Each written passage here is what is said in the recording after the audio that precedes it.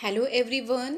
Last video में हमने utility analysis के बारे में पढ़ा था, जिसमें हमने टोटल यूटिलिटी और मार्जिनल यूटिलिटी के कंसेप्ट के बारे में अच्छे से पढ़ा था और उनका रिलेशन भी जाना था। आज की वीडियो में हम स्टार्ट करेंगे law of diminishing marginal utility के बारे में। Law of diminishing marginal utility, इसे पढ़ने से पहले एक एग्जाम्पल देख लेते हैं। एग्जाम्पल क्या है? एक सॉन्ग। जैसे कोई भी नया गाना आता है, आपको बहुत अच्छा लगता है, आपको गाना सुनना बहुत पसंद है, आप एक बार, दो बार, तीन बार, काफ़ी बार उसे बार बार सुनते रहते हो क्योंकि आपको वो गाना पसंद आ गया है।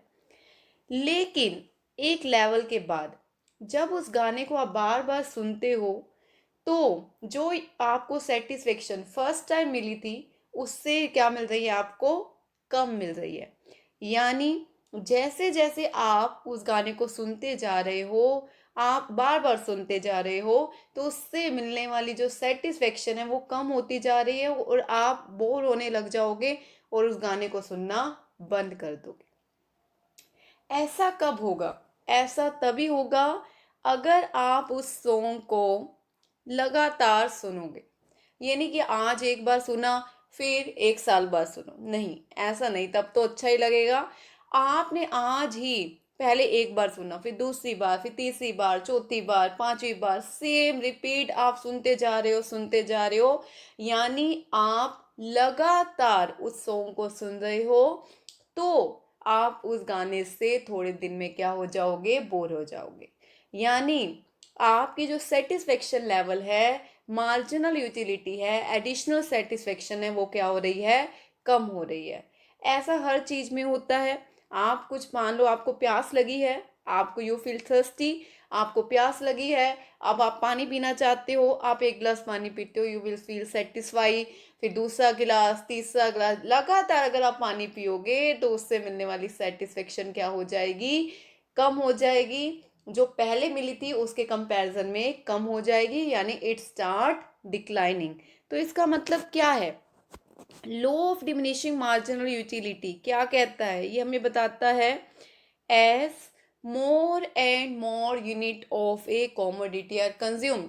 किसी कॉमोडिटी की आप लगातार सक्सेसिव यूनिट को कंज्यूम करते हो तो उससे मिलने वाली मार्जिनल यूटिलिटी क्या होगी? डिक्लाइन होगी।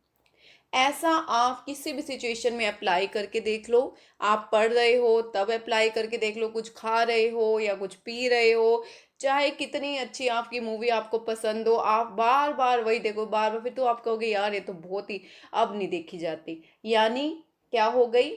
यानी बार बार देखने के बाद आप उसको क्या हो गए? आप बोर हो गए। यानी आपकी जो सेटिस्फेक्शन है वो क्या होने लग गई है? कम होने लग गई है। तो law of diminishing marginal utility हमें यही बताता है कि जैसे जैसे हम किसी कॉमोडिटी की सक्सेसिव यूनिट को यूज करते हैं, उससे मिलने वाली सेटिस्फेक्शन कम होने लगती है। ये हर जगह अप्लाई होता है, इसीलिए हम इसे फंडामेंटल लॉ भी कहते हैं। फंडामेंटल क्यों? बेसिक लॉ है, हर जगह अप्लाई होता है।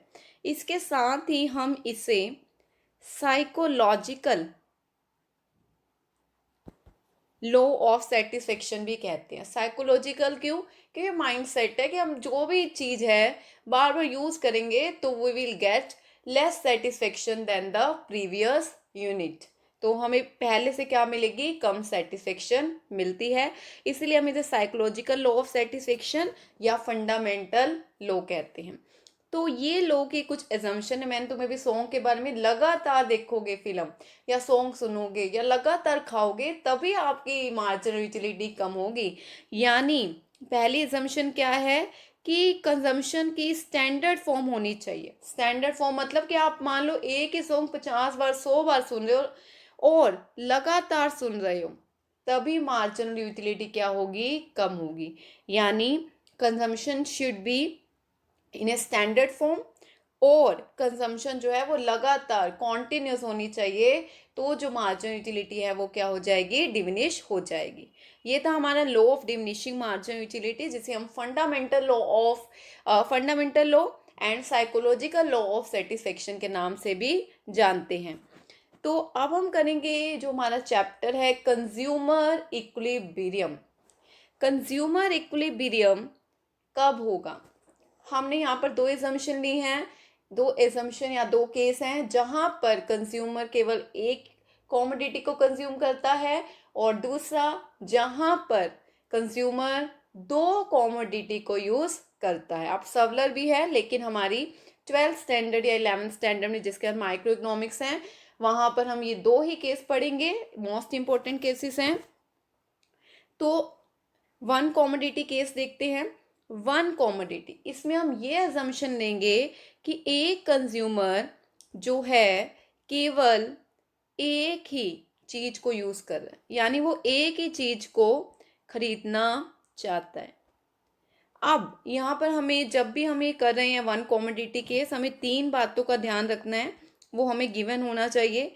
एक, प्राइस ऑफ द कॉमोडिटी, कि कॉमोडिटी का प्राइस क्या है। मार्जिनल यूटिलिटी, उस कॉमोडिटी को कंज्यूम करने से कितनी एडिशनल सेटिस्फेक्शन रिसीव हो रही है, ये क्वेश्चन में होना चाहिए। और मार्जिनल यूटिलिटी ऑफ मनी। तीन पॉइंट हैं, price of the commodity, marginal utility of the commodity and marginal utility of money. तो यहाँ पर एक फॉर्मूले के जरिए हम इक्विलिब्रियम को निकालते हैं। फॉर्मूला क्या है?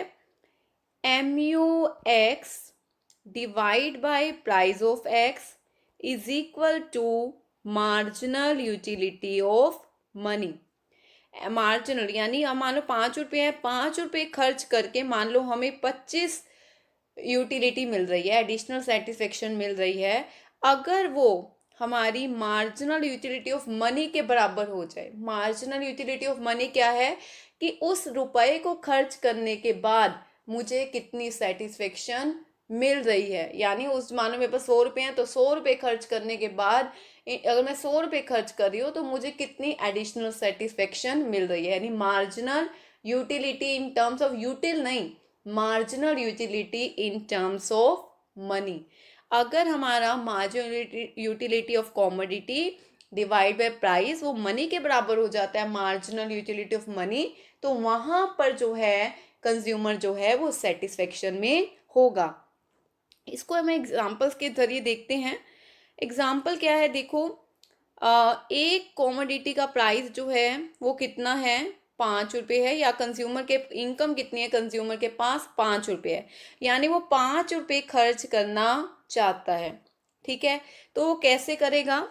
तो यहाँ पर हम केस देखते हैं। अगर वो वन यूनिट पे उसे कितनी सेटिस्फेक्शन मिल रही है, यानी मार्जिनल यूटिलिटी कितनी है, 35। फिर 2 यूनिट पर 32। मार्जिनल यूटिलिटी आपको पता ही है पहले कम होती जाती है, फिर 0, और ये नेगेटिव भी हो जाती है। यूटिलिटी का रूल है, पॉजिटिव भी होती है मार्जिनल, नेगेटिव भी होती है और 0 भी होती है।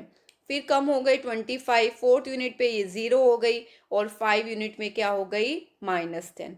तो जो हमें देखना है 5 रुपये के जब बराबर आएगा तो वहां पर क्या होगा, कंज्यूमर सेटिस्फेक्शन में होगा। उसके पास कितने रुपए स्पेंड करने के लिए हैं, 5 रुपये। तो इसके फॉर्मूले के अकॉर्डिंग हम कैलकुलेट करेंगे marginal utility of x. X लिया है, आप ABC कोई भी नाम ले सकते हैं। हमने माना है कि एक्स कॉमोडिटी है, प्राइस ऑफ एक्स। अब हमारा मार्जिनल, हमारे पास पैसे कितने हैं, 5 रुपये, यानी जब ये 5 रुपये के बराबर में आएगा तो कंज्यूमर क्या माना जाएगा, सेटिस्फेक्शन में माना जाएगा। तो हम ये कैलकुलेट करते हैं। 35 डिवाइड बाय 5 7। इसके बाद 32 डिवाइड बाय 5 6.4।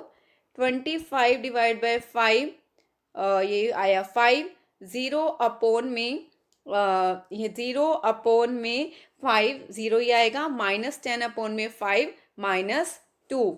यानी यहाँ पर हमें MUX डिवाइड बाय PX हमने कैलकुलेट कर लिया।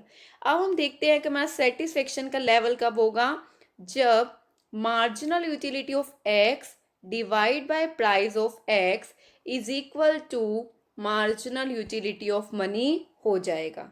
तो अगर हम ध्यान से देखें तो ये कहाँ पर है, ये है हमारा 5 पॉइंट।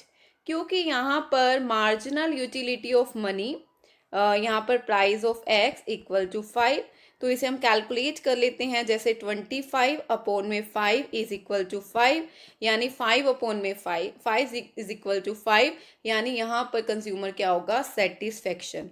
यानी अगर एक कंज्यूमर एक कॉमोडिटी की 3 यूनिट को कंज्यूम करता है तो उसे मैक्सिमम सेटिस्फेक्शन मिल रही है फॉर्मूले के अकॉर्डिंग। आप जरा ध्यान से देखो वो कहाँ पर बाय करेगा। वो यहाँ पर भी बाय कर सकता है क्योंकि हेयर मार्ज 5 रुपये से ज़्यादा उसे सेटिस्फेक्शन मिल रही है। 6.54 भी कर सकते हैं कि 5 से ज़्यादा है, 5 में तो वो इक्विलिब्रियम है ही। ये 2 पॉइंट पे वो नहीं खरीदेगा क्योंकि उसे ज़ीरो यूटिलिटी मिल रही है और यहाँ पर नेगेटिव जा रही है। तो यानी जो ऊपर वाले हैं 7 और 6.5, ये हमारा क्या है, कंज्यूमर सरप्लस।